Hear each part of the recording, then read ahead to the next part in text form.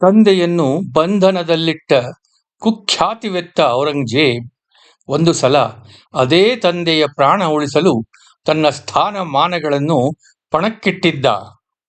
ಔರಂಗಜೇಬನ ಕೊನೆಯ ದಿನಗಳಲ್ಲಿ ಅವನ ಬಗ್ಗೆ ಹಲವಾರು ಉಪಾಖ್ಯಾನಗಳನ್ನು ದಾಖಲಿಸಿರುವ ಹಮೀದುದ್ದೀನ್ ಖಾನ್ ನಿಮ್ಚಾ ಹೀಗೊಂದು ಉಪಾಖ್ಯಾನವನ್ನು ದಾಖಲಿಸಿದ್ದಾನೆ.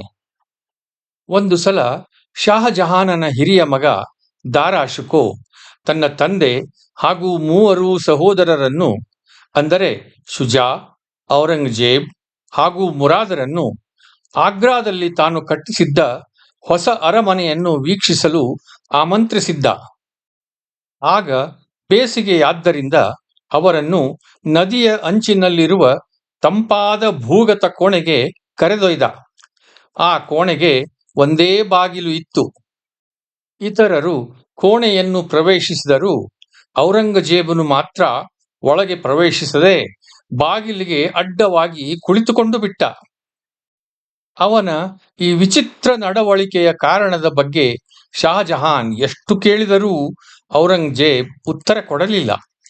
ಔರಂಗಜೇಬನ ಈ ಅವಿಧೇಯತೆಯ ಕೃತ್ಯಕ್ಕಾಗಿ ಅವನು ಶಹನ್ಶಾಹನ ದರ್ಬಾರು ಪ್ರವೇಶಿಸುವುದನ್ನು ತಂದೆ ಶಹಜಹಾನ್ ನಿಷೇಧಿಸಿದ. 7 ತಿಂಗಳುಗಳ ಕಾಲ ಔರಂಗಜೇಬ್ ಈ ಅವಮಾನದೊಂದಿಗೆ ಕಳೆದ. ನಂತರ ಒಂದು ಸಲ ಶಹಜಹಾನನ ಪ್ರೀತಿಯ ಮಗಳು ಜಹಾಂ ಆರಾ ಈ ಬಗ್ಗೆ ಔರಂಗಜೇಬನನ್ನು ಕೇಳಿದಾಗ ಆತ ಬಾಯಿಬಿಟ್ಟ.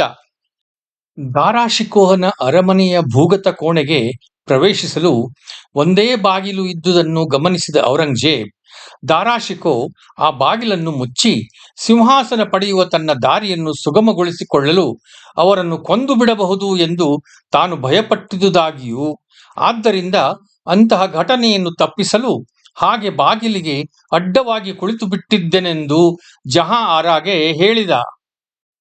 ಇದನ್ನು ಜಹಾಂ ಆರಾಳಿಂದ ತಿಳಿದುಕೊಂಡ ಶಹಜಹಾನ್ ಔರಂಗಜೇಬನ ಮೇಲೆ ಹೊರಿಸಿದ್ದ ನಿರ್ಬಂಧವನ್ನು ತೆಗೆದುಹಾಕಿದ ಮತ್ತು ಔರಂಗಜೇಬನನ್ನು ಗುಜರಾತಿನ ರಾಜ್ಯಪಾಲನನ್ನಾಗಿ ನೇಮಿಸಿದ.